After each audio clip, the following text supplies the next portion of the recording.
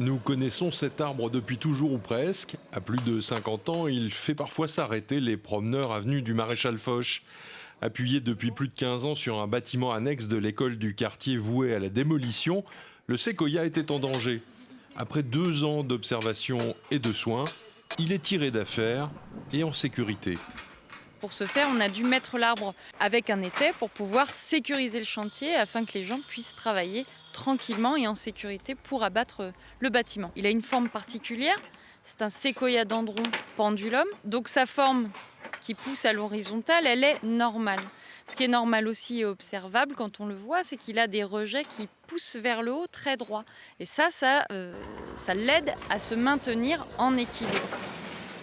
Et pendant la période d'observation, l'arbre a même été scanné pour bien comprendre son organisation et avoir la possibilité de le modéliser dans son environnement. Voilà, ça permet en fait de mettre à un instant T la réalité de l'ouvrage dans l'ensemble de sa géométrie.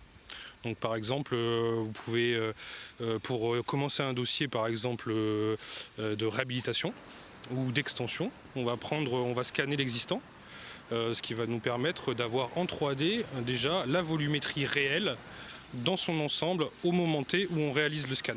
Il va être sous surveillance. On a aussi prévu une double sécurisation, c'est-à-dire qu'on va aubaner l'arbre sur son propre tronc, parce que la partie qui est potentiellement le plus à risque de chute est le bout ou la tête de l'arbre. On va aubaner cette partie-là sur le tronc de l'arbre de façon à ce que s'il y a chute, ça revienne jusqu'au tronc de l'arbre.